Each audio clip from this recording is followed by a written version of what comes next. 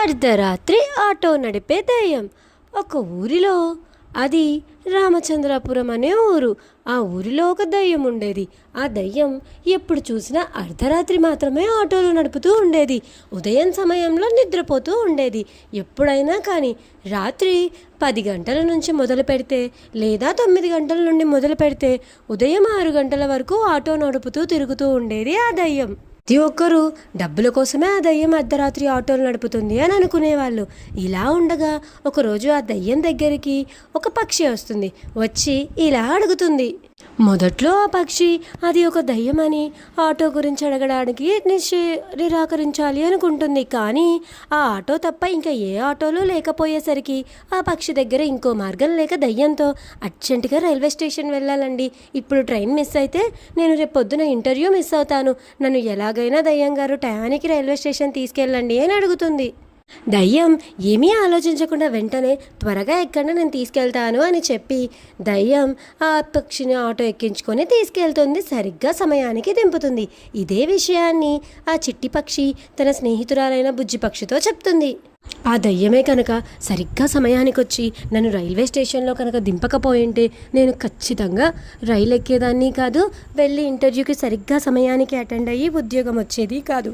నువ్వు ఎన్నో కృతజ్ఞతలు ఆ దయ్యానికి చెప్పుకోవాలి. ఎందుకంటే అర్ధరాత్రి అది నడుపుతుంది కదా ఆటో, దానివల్లే నేను సమయానికి వెళ్ళగలిగాను అని చిట్టి పక్షి బుజ్జి పక్షితో చెప్పి సంతోషిస్తూ ఉంటుంది. ఇలా ఉండగా దయ్యానికి ఒక కోపిష్టి భర్త ఉంటాడు. ఆ భర్త దయ్యం ఆటో నడిపి తెచ్చే డబ్బులన్నీ తానే తీసుకుంటూ ఉంటాడు. ఇంకా తను సంపాదించే ప్రతి ఒక్క రూపాయిని ఎంతో గొడవ చేసి యుద్ధం చేసి మరీ తన దగ్గర ఆ డబ్బులేవి ఉండకుండా లాక్కుంటూ ఉంటాడు అతను. అయినా కానీ దయ్యం ఎలాంటి బాధ పడకుండా తనకు కావాల్సిన డబ్బును తనకి ఇస్తూ తనతో ఎలాంటి గొడవలు పడకుండా ఉంటుంది. ఎందుకంటే గొడవలు పడితే మిగిలేది గొడవలే కాబట్టి మనుషులు పోతారు అని దయ్యం ఉద్దేశం. అలా ఉండగా ఆ రోజు రాత్రి దయ్యం మళ్ళీ ఆటో తీస్తుంది. అలా ఆ రోజు ఆటో ఎక్కడానికి బేరాలేమన్నా వస్తాయేమో అనుకుంటూ ఆ దయ్యం అటూ ఇటూ చూసి ఎవ్వరూ రాకపోయేసరికి అక్కడే కాసేపు కొనుక్కు వేస్తుంది. నిద్రపోతూ కింద పడుకొని ఉంటుంది. ఇలా ఉండగా దయ్యం దగ్గరికి ఒక నెమలి నడుచుకుంటూ వస్తూ ఉంటుంది. ఎందుకంటే దయ్యం పక్కన ఆటో చూసి ఉంటుంది. ఆ నెమలికి అర్జెంటుగా ఆటో కావాలి కాబట్టి. ఆ నెమలి దయ్యాన్ని అర్జెంటుగా ఆటో కావాలండి, మా భార్యకి నొప్పులు వస్తున్నాయి, తనని హాస్పిటల్ తీసుకొని వెళ్ళాలి, దయచేసి సమయానికి రండి అని చెప్పి దయ్యాన్ని ఎంతో గట్టిగా పాపం అడుగుతూ ఉంటుంది. దానికి దయ్యం దాందే ముందు త్వరగా వెళ్దాం పదండి అని వెళ్తుంది. అప్పుడు నెమలి తనతో మాట్లాడుతూ ఇలా అంటుంది. అసలు అర్ధరాత్రి పూట ఎవ్వరూ ఆటోలు నడపరో తీయరు, మీరు బాగానే తీస్తున్నారు 1 గంట అయినా అని అంటే దయ్యం ఇలా బదిలిస్తుంది. ఏంటంటే ఇలా అర్ధరాత్రి సమయంలో నాకు ఒక కొడుకు ఉండేవాడు, వాడిని తీసుకెళ్ళడానికి ఆసుపత్రికి ఒక్క ఆటో కూడా రాలేదు. ఆ రోజు వాడికి అస్సలు ప్రాణం బాలేదు, పైగా పెద్ద వర్షం. అలా ఆటో రాలేక ఎక్కడికి పోలేక నా కొడుకును నేనే నడుచుకుంటూ పరిగెత్తుకుంటూ ఆసుపత్రికి తీసుకెళ్ళాను.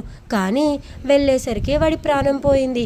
నాలాగా ఇంకా ఏ తల్లి బాధపడకూడదు, ఇంకా ఎవ్వరూ ఇలా ఆటో దొరకలేదు అని చెప్పి నిశ్చింతించకూడదు అని చెప్పేసి నేనే అర్ధరాత్రి పూట ఆటో నడపాలి అన్న నిర్ణయం తీసుకున్నాను. దానివల్ల కనీసం నేను కొంతమందినన్నా కాపాడగలుగుతాను అన్న ఒక సంతోషం, నాలాగా ఇంకా ఏ తల్లి బాధపడకూడదు అని నిర్ణయించుకున్నాను అని చెప్తుంది. ఇదంతా విన్న నెమలి చాలా మెచ్చుకుంటుంది దయ్యాన్ని. ఎందుకంటే ఎవరు ఎలా పోతే ఏంటి అని బతుకుతున్న ఈ సమాజంలో దయ్యం ఇంతలా ఆలోచిస్తుంది కాబట్టి అందరి గురించి. అలా నెమలిని చక్కగా దింపేసి దాని తర్వాత దయ్యం తిరిగి ఆటో వేసుకొని వచ్చేస్తుంది. అర్ధరాత్రి